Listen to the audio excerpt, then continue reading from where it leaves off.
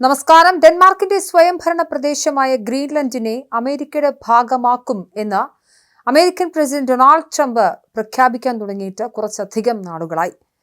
ഗ്രീൻലാൻഡിനെ സ്വന്തമാക്കിയാൽ മാത്രമാണ് അമേരിക്കയുടെ സുരക്ഷ ശക്തമാവുകയുള്ളൂ എന്നും ഇല്ലാത്ത പക്ഷം ചൈനയും റഷ്യയും അമേരിക്കയിലേക്ക് വലിയ തരത്തിലുള്ള ഭീതി വ്യാപിപ്പിക്കുമെന്നും ട്രംപ് പറഞ്ഞിരുന്നു.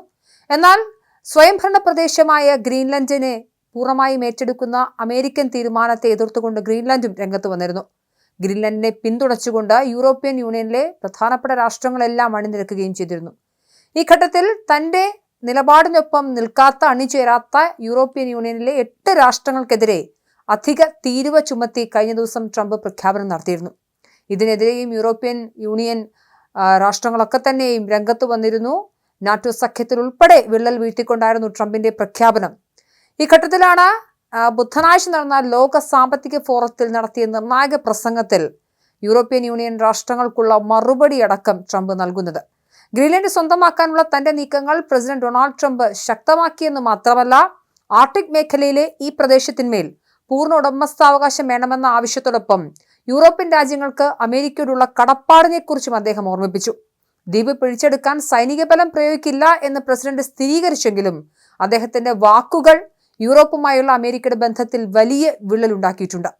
ലോക നേതാക്കളെയും പ്രമുഖരെയും അഭിസംബോധന ചെയ്യവേ രണ്ടാം ലോക മഹായുദ്ധത്തിലെ അമേരിക്കൻ ഇടപെടലുകളെക്കുറിച്ചും ട്രംപ് സംസാരിച്ചു. അമേരിക്കയുടെ സഹായമില്ലായിരുന്നെങ്കിൽ യൂറോപ്പിലെ രാജ്യങ്ങളുടെ പരമാധികാരം ഇന്ന് നിലനിൽക്കില്ലായിരുന്നുവെന്നും അദ്ദേഹം സൂചിപ്പിച്ചു. ഞങ്ങളില്ലായിരുന്നുവെങ്കിൽ നിങ്ങളിപ്പോൾ ജർമ്മനിയും ഒരുപക്ഷെ കുറച്ച് ജപ്പാനീസും സംസാരിക്കുമായിരുന്നു എന്നാണ് ട്രംപ് പറഞ്ഞത്.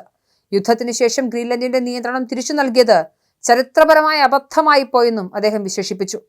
യുദ്ധത്തിന് ശേഷം ഞങ്ങൾ ഗ്രീൻലാൻഡ് തിരിച്ചു കൊടുത്തു. അങ്ങനെ ചെയ്ത നമ്മൾ എത്ര വിഡ്ഢികളായിരുന്നു. പക്ഷെ നമ്മളത് ചെയ്തു. ഇപ്പോൾ അവർ എത്രമാത്രം നന്ദികെട്ടവരാണ് എന്നാണ് ട്രംപ് ചോദിച്ചത്. അതേസമയം ഗ്രീൻലാൻഡ് പാട്ടത്തിനെടുക്കുന്നതിനോ അല്ലെങ്കിൽ സുരക്ഷാ കരാറുകൾ ഏർപ്പെടുന്നതിനോ ട്രംപ് വിസമ്മതിച്ചു. ആധുനിക ഭീഷണികളിൽ നിന്നും പ്രദേശത്തെ സംരക്ഷിക്കാൻ അമേരിക്കയ്ക്ക് അതിന്റെ പൂർണ്ണമായ ഉടമസ്ഥാവകാശം തന്നെ വേണമെന്ന് അദ്ദേഹം വാദിച്ചു. പക്ഷേ ദേശീയ സുരക്ഷാ കാരണങ്ങളാൽ ഗ്രീൻലാൻഡ് സ്വന്തമാക്കുന്നത് അത്യാവശ്യമാണെന്ന് ട്രംപ് അവകാശപ്പെടുമ്പോഴും സൈനികപരമായ നീക്കങ്ങൾ നടത്തില്ല എന്ന് അദ്ദേഹം ഇപ്പോൾ പ്രഖ്യാപിച്ചിട്ടുണ്ട്.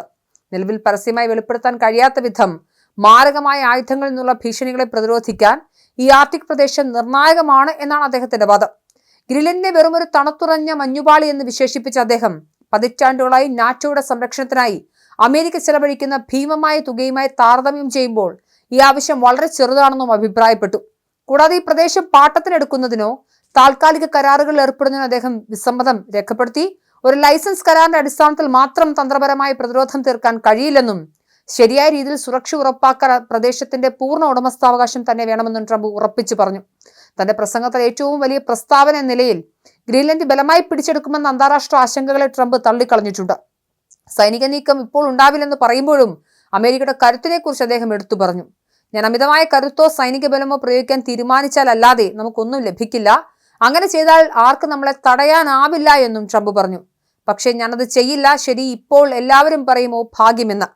ട്രംപിന്റെ പ്രസംഗം യൂറോപ്യൻ നേതാക്കളിൽ നിന്നും ശക്തമായ പ്രതിഷേധത്തിനും കാരണമായിട്ടുണ്ട്. അമേരിക്കയുടെ സമ്മർദ്ദതന്ത്രം ഒരു തെറ്റാണെന്നാണ് European union commission president Ursula von der Leyen നേരത്തെ പ്രതികരിച്ചത്. ഗ്രീൻലാൻഡ് വിൽപ്പനയ്ക്കുള്ളതല്ലെന്ന് ഡാനിഷ് അധികൃതരും ആവർത്തിച്ചിരുന്നു. ഈ തർക്കം കാരണം യൂറോപ്യൻ യൂണിയനും അമേരിക്കയും തമ്മിലുള്ള പ്രധാന വ്യാപാര കരാറുകളൊക്കെ നിർത്തിവച്ചിരിക്കുന്ന സാഹചര്യമുണ്ട്. കൂടാതെ ഗ്രീൻലാൻഡ് മേഖലയിൽ ഡെൻമാർക്ക് തങ്ങളുടെ സൈനിക സാന്നിധ്യം വർദ്ധിപ്പിക്കുകയും ചെയ്തിട്ടുണ്ട്.